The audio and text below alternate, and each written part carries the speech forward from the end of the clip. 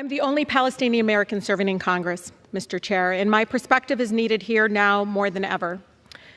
I will not be silenced, and I will not let you distort my words.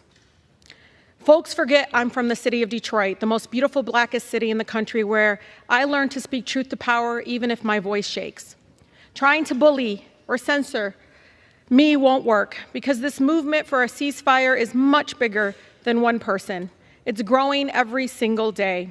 There are millions of people across our country who oppose Netanyahu's extremism and are done watching our government support collective punishment and the use of white phosphorus bombs that melt flesh to the bone. They are done watching our government, Mr. Chair, supporting cutting off food, water, electricity, and medical care to millions of people with nowhere to go.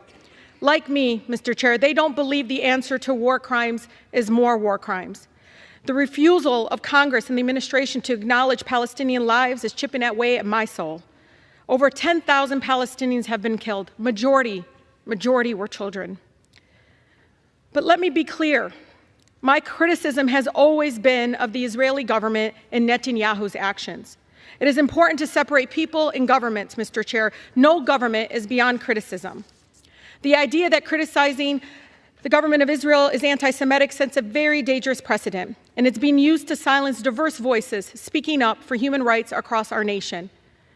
Do you realize what it's like, Mr. Chair, for the people outside the chamber right now, listening in agony to their own government dehumanizing them? To hear the President of the United States, we helped elect, dispute death tolls as we see video after video of dead children and parents under rubble.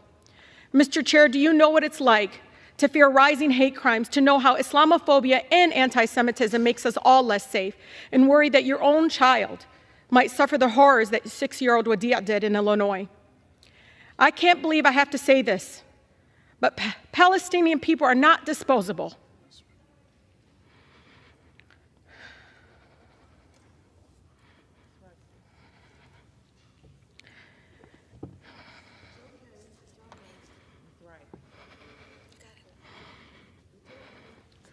We are human beings, just like anyone else. My city, my grandmother, like all Palestinians, just wants to live her life with freedom and human dignity we all deserve. Speaking up to save lives, Mr. Chair, no matter faith, no matter ethnicity, should not be controversial in this chamber. The cries of the Palestinian and Israeli children sound no different to me. What I don't understand is why the cries of Palestinians sound different to you all. We cannot lose our shared humanity, Mr. Chair. I hear the voices of advocates in Israel, in Palestine, across America, and around the world for peace. I am inspired by the courageous survivors in Israel who have lost loved ones, yet are calling for a ceasefire and the end to violence.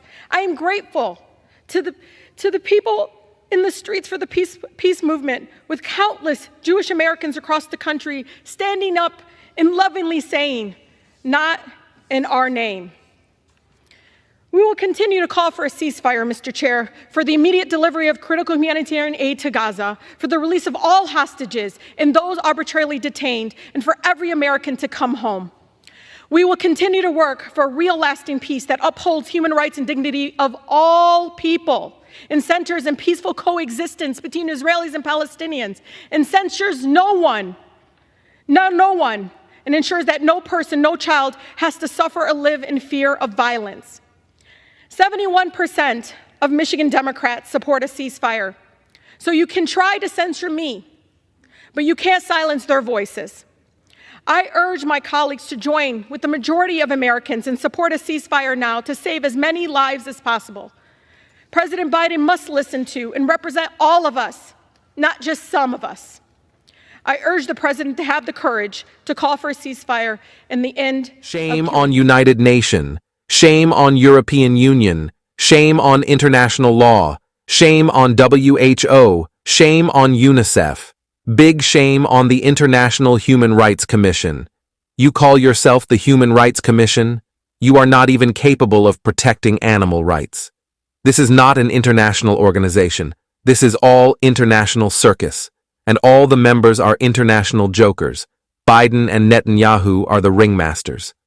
We don't want to see your shows anymore. Stop wasting our money. You and your organization are absolutely good for nothing. We stand with Palestine, and we will stand forever. We will pray, we will protest, and fight till Palestine is free.